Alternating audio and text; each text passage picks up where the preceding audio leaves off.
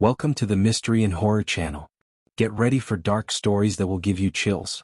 Before we start, don't forget to leave your like, subscribe, and hit the bell to stay tuned for every new mystery. Now turn off the lights, put on your headphones, and let's dive into terror. Story 1. The Whisper on the Road. I grew up in a small town surrounded by legends and old tales that the older residents loved to recount. The most famous was about Willows Road, a long and deserted stretch cutting through an isolated forest. According to the legend, anyone passing through after midnight would hear whispers carried by the wind, calling them out of their cars. Some said these were the spirits of travelers who never reached their destination. Others believed it was something much darker. I'd always been skeptical, but my curiosity got the better of me one rainy autumn night. I was driving home from a party with two friends, Lucas and Clara, when I suggested we take the road as a challenge. They hesitated at first but eventually agreed. Around 11:50 p.m., we parked the car at the road's entrance, where the streetlights ended and darkness took over. The silence was heavy, almost oppressive. As we drove slowly, rain lightly tapping on the windshield, the headlights illuminated the wet asphalt and twisted trees. Lucas cracked jokes to lighten the mood, but Clara was visibly uneasy, glancing around as if looking for something. After a few minutes, the radio began to emit static, interrupting the music. Lucas fiddled with it, but the sound worsened until it went completely silent. Then we heard it for the first time. A faint, almost indistinguishable whisper seemed to drift through the car. Clara's eyes widened as she asked if we'd heard it, but Lucas shook his head, insisting it was just the wind. I wasn't so sure. I kept driving, trying to ignore the creeping sense of unease, but the whisper came again, clearer this time. "Go back," it said, drawn out and almost pleading. Clara screamed for me to stop the car, but Lucas insisted we keep going, brushing it off as imagination. I decided to speed up, but the engine sputtered and died, leaving us stranded in the middle of the road. I tried restarting the car, but it wouldn't budge. The silence outside was suffocating, broken only by the distant sound of rain. Glancing in the rearview mirror, I caught a glimpse of something. A tall, thin figure stood in the road behind us. "What's wrong?" Lucas asked, noticing my expression. Before I could answer, Clara screamed again, pointing ahead. The same figure was now in front of us, closer this time. It had no face, just a shadowy form that seemed to sway slightly in the wind. The whisper returned, louder now. "Why did you come?" Fear overtook us. Lucas tried to open the car door, but it wouldn't budge. The figure moved closer, and the temperature inside the car plummeted. The windows fogged up, and something began writing on the glass from the outside, as if traced by invisible fingers. "Leave." I slammed my fists on the steering wheel, desperately trying to start the car while Clara muttered prayers under her breath. Finally, the engine roared to life, and I floored the gas pedal, barely maintaining control on the sharp curves. The whisper faded, but the feeling of being followed lingered.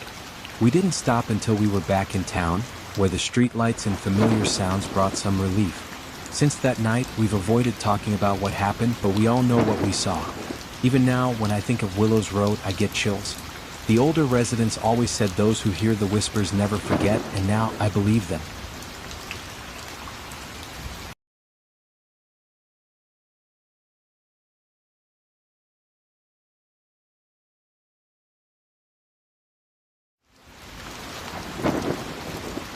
Story 2. The Forgotten Room. When I moved into the house that had belonged to my great-aunt, I knew the place had its quirks. It was an old building, full of small rooms and narrow hallways that seemed to stretch longer than they should. My great-aunt had lived there alone for decades before passing, leaving the house filled with antique furniture and belongings no one wanted. What intrigued me the most, however, was a locked room at the end of the second-floor hallway. The key was missing and no one knew what was inside. At first, I thought about calling a locksmith to open the door, but the idea of tampering with the house's secrets made me uneasy, so I left it locked. Still, the nights in the house were unnervingly quiet. The silence felt heavy, and the sound of the wind against the windows created a constant tension. It wasn't until the third night that something truly strange happened. Around 2 in the morning, I woke up to the sound of footsteps in the hallway. I got up slowly, heart pounding, and opened my bedroom door. The hallway was empty, lit only by the faint glow of moonlight streaming through the window at the end. For a moment, I thought I'd imagined the footsteps, but then I heard them again. They were coming from the other side of the locked door. I grabbed a flashlight and approached the door, pressing my ear against the wood. The sound stopped, but when I listened closer, I could hear a faint whisper. I couldn't make out the words, but the voice was low and drawn out, as if someone were speaking just beyond the door. I stepped back, a chill running down my spine. I decided to deal with it in the morning. In the daylight, the house seemed less threatening. I tried the locked door again, but it remained stubbornly shut. The day passed without incident, but when night fell, the sound returned. This time it wasn't just footsteps. There was a faint scratching noise, like nails against wood, accompanied by the same whisper. It was clearer now, and I could make out the words, "Let me out." My breathing quickened, and an irrational fear took hold of me.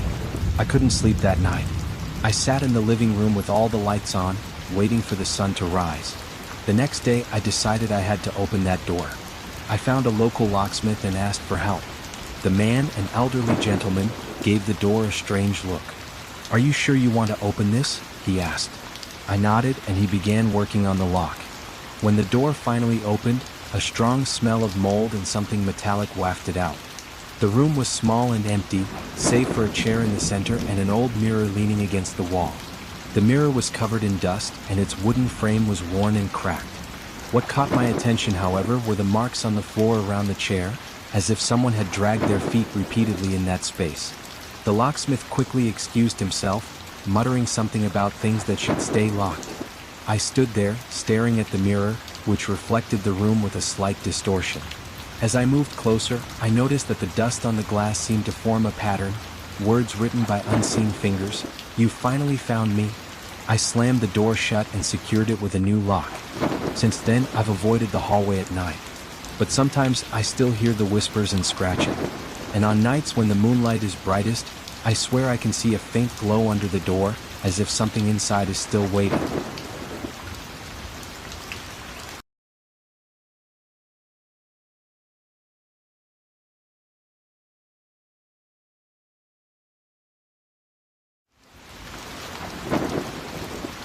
Story 3: The Stop Clock.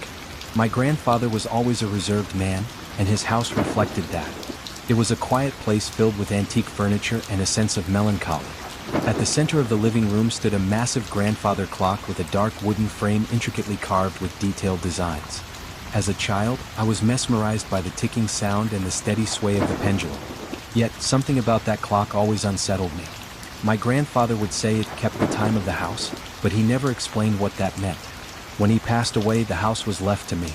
I returned to that living room after many years, now tasked with organizing and clearing everything out. The clock was still there, but it had stopped. The pendulum was still. This was odd because, as far as I could remember, the clock had never ceased to function. I decided it would be one of the first things I looked into. The next day, I called a clockmaker to examine it. After careful inspection, he said the clock was in perfect working order, but for some reason the pendulum wouldn't move. He tried to wind it manually, but as soon as he did, a faint sound emanated from inside the clock, a soft scratching noise like something trapped within. The clockmaker stepped back, his face pale. "Maybe it's best to leave it as it is," he muttered before leaving in a hurry. I decided to investigate on my own. That night, I opened the back panel of the clock. The air inside was cold, carrying an odd metallic scent mixed with something sweet. Everything seemed normal, except for faint scratches along the wooden interior, as if something had clawed at it. As I stared inside, I began to hear a faint ticking sound, even though the pendulum remained motionless. I quickly shut the panel and backed away. The following nights were unnerving. At exactly midnight, the clock would start ticking on its own. The sound was louder than I remembered, almost like a heartbeat reverberating through the house. When I went to check, the pendulum wasn't moving, yet the ticking continued. On one of those nights, I heard something more, a whisper, soft and melancholic, emanating from near the clock. "Time is broken," the voice said, slow and sorrowful. Convinced something was wrong, I started researching the clock.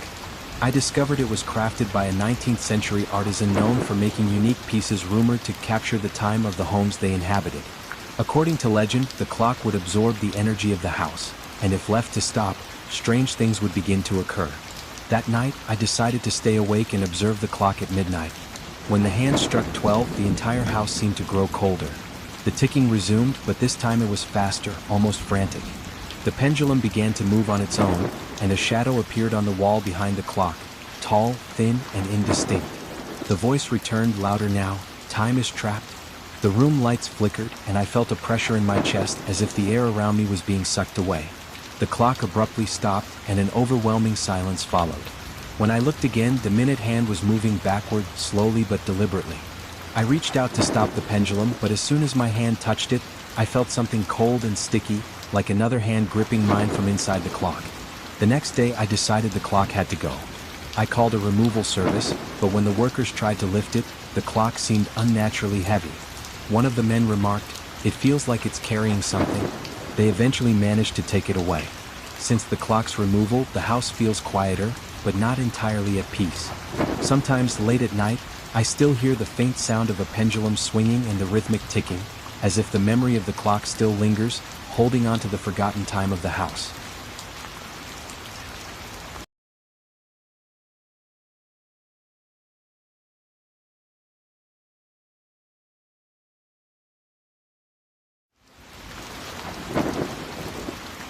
Story 4. The Notebook. After my grandmother passed away, I was tasked with clearing out her house. She had always been a reserved woman, keeping secrets she rarely shared with the family. Her home, filled with antique furniture and dusty trunks, seemed a reflection of her enigmatic personality. While sorting through her belongings, I found a small black notebook in a locked drawer in her bedroom. Its worn cover had the title embossed in gold letters, "My Observations." Curious, I sat on the bed and started flipping through its pages.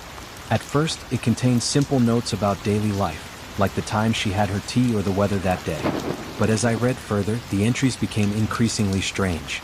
There were drawings of shadows accompanied by detailed descriptions. "Appears at midnight by the window," or "Its eyes are deep, dark, and empty." My heart raced as I came across an entry that read, "Today it was closer." The final pages were nearly illegible, written in hurried, trembling handwriting. Words like silence, presence, and eyes repeated frequently, interspersed with crude sketches of a tall, thin figure with elongated arms. Alarmed, I decided to put the notebook away for the time being and slipped it into my bag. That night, while staying in the house to finish the work, I woke up to an unsettling sound. There was a faint scratching noise coming from the bedroom window.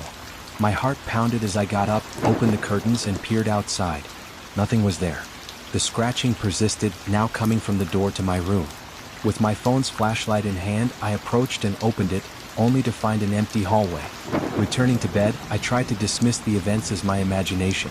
But as I lay there, I heard something even more disturbing, slow, deliberate breathing, as if someone was standing right beside me. I turned my head quickly, but nothing was there. The notebook, which I had left on the nightstand, was now open. Its pages flipped slowly as if an unseen hand were turning them. Terrified, I shut the notebook and shoved it back into the drawer. I resolved to deal with it in the morning. However, when I opened it the next day, I found a new entry written in my handwriting, a message I was certain I hadn't written. "I saw you," it read, followed by a sketch of the same tall figure, now standing beside my bed. Fear consumed me, and I decided to consult a local historian who had known my grandmother. When I showed him the notebook, his face grew pale. "She mentioned this when she was younger," he said. "A presence that followed her for years. She believed writing about it kept it at bay." Determined to rid myself of the notebook, I took it to the backyard and burned it. The pages curled and blackened quickly, and as the flames consumed it, I felt a wave of relief. But that night, as I tried to sleep in my own home, the scratching noise returned, this time at my bedroom window. I cautiously looked out, and in the reflection of the glass, I saw the same tall figure, its dark, hollow eyes watching me. The notebook may be gone, but the presence remains. On silent nights, I still hear the slow, deliberate breathing and faint scratching, as if it's waiting for me to start writing again.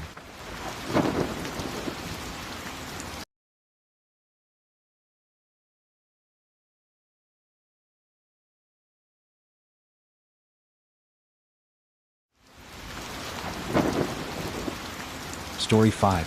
The Doll in the Window. My aunt owned an antique shop in the city center, a place filled with old furniture, stopped clocks, and paintings that seemed to watch whoever entered. As a child, I found the shop fascinating, but there was one object that always unsettled me, a porcelain doll prominently displayed in the shop window. Her blue dress was pristine, her golden curls were perfectly styled, but her eyes, They were cold and lifeless, as if they saw far more than they should. My aunt often said the doll had been brought in by a collector who seemed relieved to part with it. He mentioned the doll had a history, she said once, but didn't elaborate. Despite this, she always kept the doll on display as if proud to have it. One evening, my aunt asked me to watch over the shop while she attended to an urgent matter. Excited to explore the shop on my own, I agreed. But as the evening wore on, the place felt increasingly eerie. The sound of the grandfather clock echoed through the empty shop, and the shadows cast by the display cases seemed to shift unnaturally. I stayed behind the counter, trying to ignore the unease, when I heard it, a faint scratching sound coming from the window where the doll was displayed. I stood up slowly and approached the window, using my phone's flashlight to illuminate the path. The doll was still in her usual place, but her head was slightly tilted as if she had moved. I frowned, trying to remember if she had always been in that position. What disturbed me more was the reflection in the glass. Behind me, there was a tall, shadowy figure that vanished the moment I turned around. Convinced I was imagining things, I returned to the counter, but the scratching sound persisted, louder this time. I took the doll out of the display and placed her on the counter, her cold, glassy eyes staring up at me. That's when I noticed something truly chilling. Her expression had changed. The faintest hint of a smile now played on her lips, a detail I was certain hadn't been there before. I put the doll back in the window and locked up the shop as quickly as I could. That night, I woke at 3 a.m. with the unsettling feeling that I wasn't alone. When I turned toward the door, I saw a small, unmoving silhouette in the darkness. I turned on the light and it was gone. A faint, childlike laugh echoed in the room, so soft I could almost convince myself it wasn't real. The next day, I told my aunt what had happened. She laughed it off, but there was something in her tone that unsettled me. Later, while retrieving something from the shop's storage room, I found an old box filled with newspaper clippings. One of them detailed the doll's origins. It had belonged to a girl named Clara, who had mysteriously disappeared in the early 1900s. The last time she was seen, she was holding the doll, which was later found alone in a field months after her disappearance. That evening, I returned to the shop to hand back the keys. Out of curiosity, I checked the window again. To my surprise, the doll was no longer on display. My aunt said she had moved it to storage after hearing my story, but when we went to check, the doll was sitting on a table, her head turned toward the door as if she had been waiting. Since then, I've refused to be alone in the shop. Sometimes when I pass by the window, I feel her eyes following me. And in the quiet moments before sleep, I still hear the faint scratching sound, as if the doll isn't done with me yet.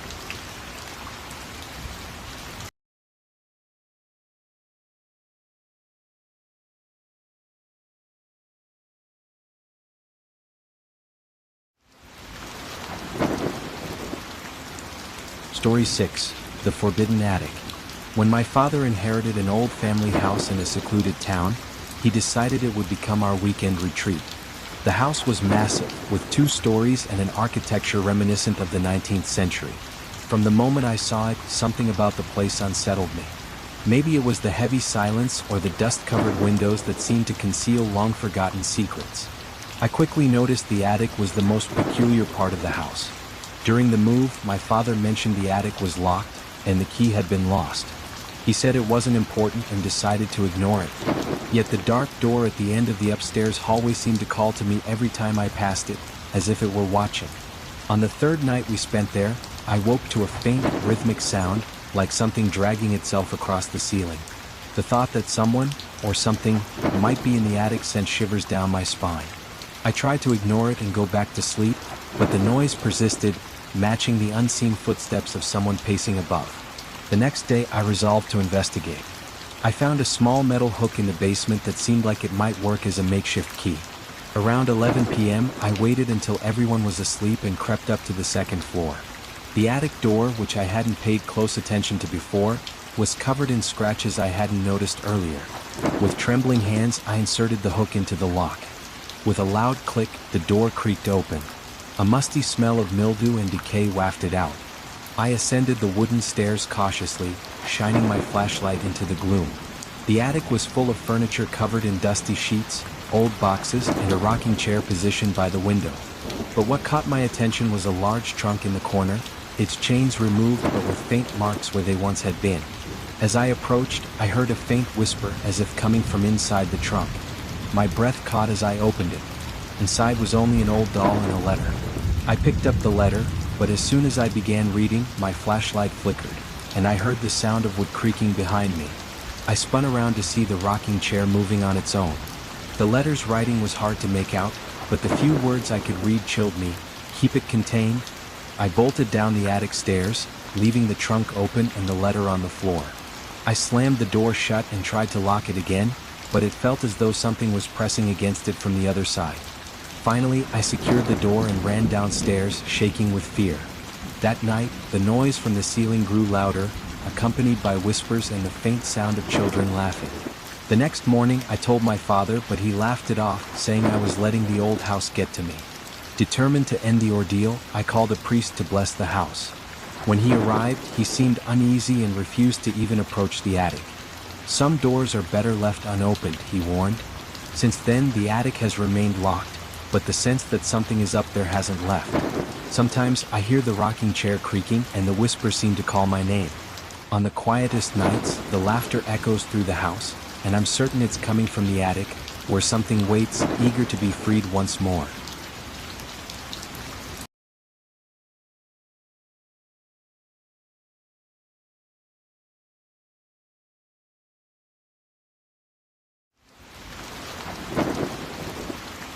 Story 7.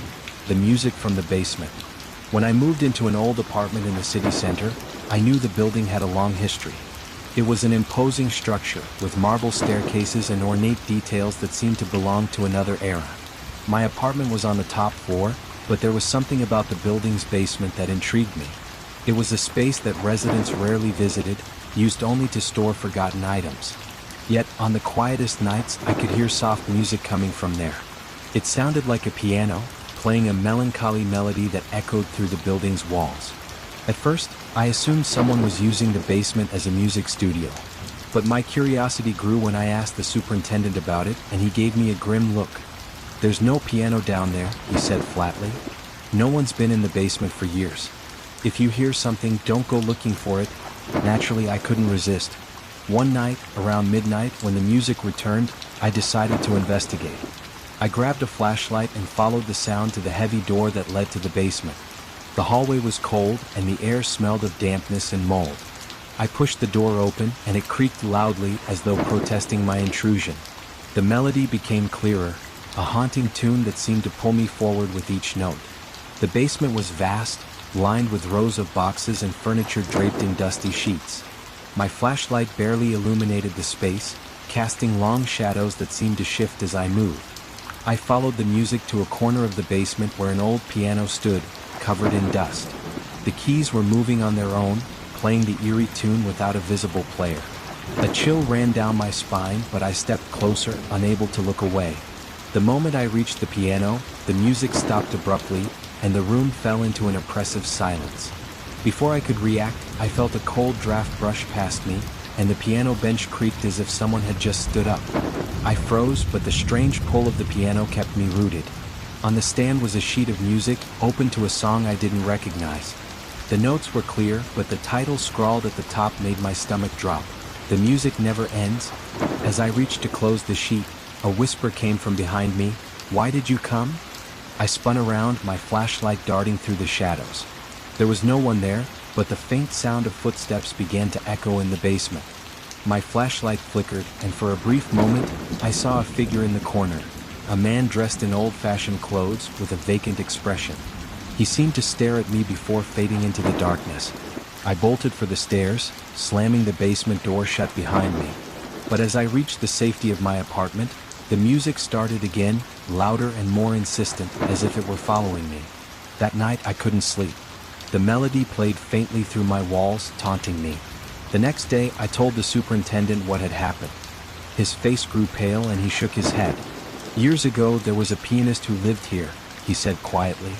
"He played every night, but one day he vanished without a trace. Some say his music never left." Despite his warning, I couldn't resist the pull of the basement. I tried recording the music one night, but my camera malfunctioned, capturing only static and faint, distorted notes. When I returned to the basement, the piano was silent, but I could feel a presence lingering. Since then, I avoid the basement at all costs, but the music hasn't left me alone. On some nights, I hear it playing just outside my door, and I feel as though if I were to open it, I'd find the pianist waiting, ready to invite me to join him in an eternal melody.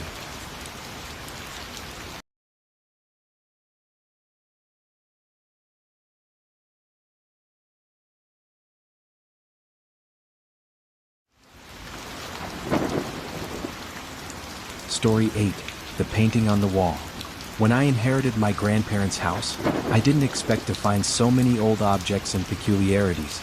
Among all the dusty furniture and forgotten books, one item immediately caught my attention when I entered the living room, a painting that seemed to dominate the space. It was an old artwork with dark tones and an intricately carved wooden frame. It depicted a dense forest with twisted trees and a narrow path that disappeared into the shadows. The most unsettling detail, however, was the figure in the background, a faint silhouette, almost invisible, yet it felt as though it was staring directly at whoever looked at the painting. My mother told me the painting had been there for decades and no one knew where it came from. My grandfather always said it was a window to another place and insisted it stay on the main wall. I found the story odd but didn't give it much thought, until I began to notice things that didn't make sense. On my first night in the house, I woke to a soft, rhythmic creaking like footsteps in the hallway. I got up to investigate and realized the sound was coming from the living room. When I entered, the house was silent again, but the air felt colder and the painting seemed different. The silhouette that had been in the distant background now appeared slightly closer to the center of the forest. I stood frozen, trying to convince myself it was just my imagination. Yet over the following days, the unsettling feeling grew. Every time I passed through the living room, I felt the painting's presence as if it were watching me. The figure in the background seemed to shift ever so slightly each day, moving closer to the narrow path in the center of the painting. On the fifth night, I finally summoned the courage to examine it up close. That's when I noticed something chilling. The painting now showed footprints on the path, leading toward the lower edge of the frame, as if something were walking out of the forest. Panicked, I called my mother and told her what I was experiencing. She was silent for a moment before saying, "Your grandfather always warned us the painting had to be respected. He said it wasn't just art." When I pressed her for more details, she avoided the subject, simply advising me to leave the living room alone at night. That night, the footsteps returned. This time, they sounded louder and closer, almost as though someone were pacing just outside my bedroom. Gathering my courage, I grabbed a flashlight and made my way downstairs. The living room was dimly lit by the moonlight streaming through the windows, casting eerie shadows. The painting glowed faintly and the silhouette was gone. In its place, the lower part of the painting displayed what looked like a hand reaching out of the forest. I froze in terror as I felt the distinct sensation of being watched. I turned to leave but stopped when I heard a whisper, low and raspy, "Why are you still here?" The words seemed to echo, filling the room. When I spun around, the painting had changed again. The figure was back, now standing just inside the frame, with a hand pressed against the glass-like surface as though trying to push through. The next morning, I resolved to remove the painting. I called a friend to help me, but when we tried to take it off the wall, it wouldn't budge. It was as if the painting had fused with the wall itself. As we struggled, a faint, persistent whisper emanated from the frame. "Don't move me." My friend turned pale and refused to touch it any further. I gave up on removing it, but since then, I avoid the living room. On occasion, I hear faint creaking sounds and whispers coming from behind the closed door. On the darkest nights, as I pass through the hallway, I feel the figure in the painting watching me, its presence growing stronger, waiting for the moment it can finally step out into the world.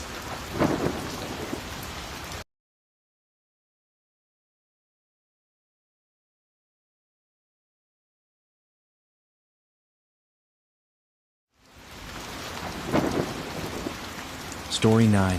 The Call of the Lake. I spent many of my childhood summers at my aunt's cottage, nestled along the edge of an isolated lake surrounded by dense forests. It was a peaceful place, with waters so dark they mirrored the night sky. My aunt always warned us not to swim in the lake after sunset. "It calls to those who don't know how to listen," she would say, her tone a mix of sternness and mystery. As kids, we assumed it was just her way of keeping us safe, but now I know it was much more than that. One summer, I decided to spend a few days alone at the cottage, seeking some solitude away from the noise of the city. The lake was as calm as ever, and the nights were filled with the soothing sounds of crickets and the occasional distant howl of some forest creature. On the third night, as I sat reading in the living room, I heard something unusual, a faint, continuous sound almost like singing coming from a distance. I turned off the lights and looked out the window, but the lake lay undisturbed, reflecting only the stars above. I convinced myself it was just the wind, but the sound returned the next night, clearer and closer. It was unmistakably a woman's voice, singing a haunting melody that seemed to rise and fall with the breeze. My curiosity got the better of me, and I decided to investigate. Armed with a flashlight, I ventured outside, following the voice toward the lake. The air grew colder with each step, and a light mist hovered over the water. As I reached the shoreline, the singing became louder, as if coming from the lake's center. Standing at the edge, I scanned the water with my flashlight. That's when I saw it, a faint silhouette floating in the middle of the lake, her long hair glinting under the moonlight. The singing stopped abruptly, and the figure turned slowly toward me. Even from that distance, I could feel her gaze lock onto mine. A shiver ran down my spine as the air grew heavier around me. Panicking, I stumbled back, tripping over a root and landing on my back. When I scrambled to my feet, the figure had vanished, but the oppressive silence remained. I hurried back to the cottage and locked the door, trying to shake the feeling of being watched. The next morning, I confided in an old fisherman from a nearby village. He listened intently, his face growing grave. "You've seen the Lady of the Lake," he said. "She lures the curious into the water, and they never return." He explained that many years ago, a woman had drowned in the lake, and her restless spirit lingered, calling out for company. "Don't go near it at night," he warned me. Despite his caution, my curiosity gnawed at me. The following evening, I brought a camera, determined to document what I had seen. At midnight, the singing returned, louder and more persistent. I stepped outside, ignoring the fisherman's warning, and approached the shore. The mist was thicker this time, swirling like ghostly tendrils. I started recording, but my camera began to flicker and shut off unexpectedly. The silhouette appeared again, closer to the shore than before.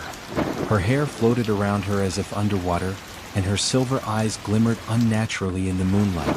Suddenly, the water rippled, and an invisible force pulled me toward the lake. I tried to resist, but my feet slipped, and I felt the icy water engulf my legs. The singing grew deafening, filling my mind and drowning out all rational thought. Just as I felt myself losing control, another voice, louder and more urgent, called my name from the forest. The next thing I knew, I woke up at dawn, lying on the lake's edge with my feet still in the water. My camera lay beside me, its footage distorted but showing brief glimpses of the figure and the churning water. Since then, I've never returned to the lake, but the melody haunts my dreams, calling out to me as if the lady still waits, her song beckoning me to return.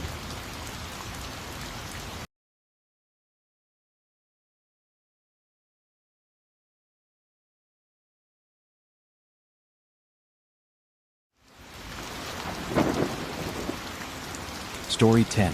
The Window in the Locked Room. When I rented the old house on the outskirts of the city, I was aware of its history. The landlord was upfront about it. "There's a room on the second floor that must stay locked. Don't try to open it. That's the only rule." I found the condition odd, but I didn't question it. I was just looking for a quiet place to finish writing my book. The house was spacious but undeniably old. Wooden floors creaked with every step, and the walls bore marks of time and neglect. The locked room was at the end of the upstairs hallway. Its door was made of dark, heavy wood, with a keyhole that seemed untouched for years. At first, I avoided it, but over time, curiosity began to gnaw at me. On the third night, I was awakened by a faint, rhythmic sound from upstairs. It was like the creaking of footsteps crossing the hallway. I climbed the stairs slowly, holding my breath as I approached the top. The sound stopped as soon as I reached the landing. Everything seemed normal, but as I passed the locked room, a chill ran down my spine. I glanced at the keyhole and noticed something glinting on the floor, a small golden key as if it had been left there deliberately. I picked up the key, my heart pounding. I couldn't resist. I inserted it into the lock, and with a loud click, the door creaked open. Inside was a small, nearly empty room. A single wooden chair sat facing a window draped with heavy curtains. The air was icy cold, carrying a faint scent of damp earth. I stepped inside and pulled back the curtains, expecting to see the backyard. But the view outside the window wasn't the garden, It was a forest. The trees were gnarled and dark, their twisted branches reaching toward a sky filled with swirling gray clouds.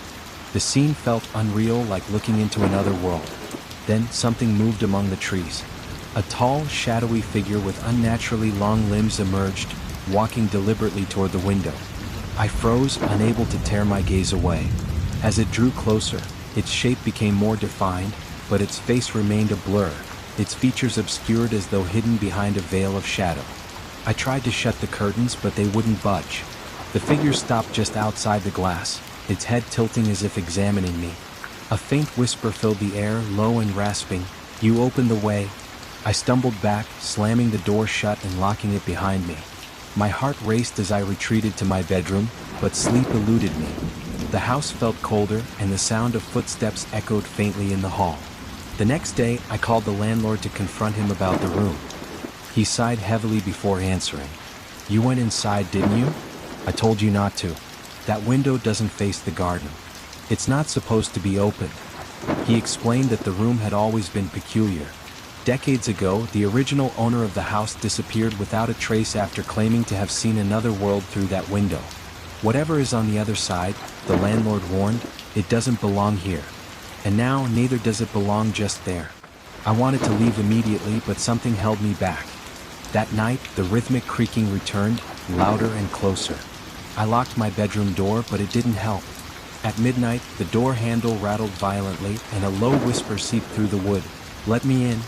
The next morning, I packed my belongings and left without looking back. But the experience didn't end there. Even in my new apartment, I felt its presence. Sometimes, in the corner of my eye, I see the same gnarled trees reflected in my windows, and at night, I hear faint whispers asking why I opened the way. It's as if that shadowy figure isn't bound to the room anymore. It followed me. And now, no matter where I go, it's waiting, just on the other side of the glass. If you made it this far, the mystery has hooked you. So, leave your like, subscribe, and hit the bell to follow each new story. Thanks for watching, and see you in the next terror.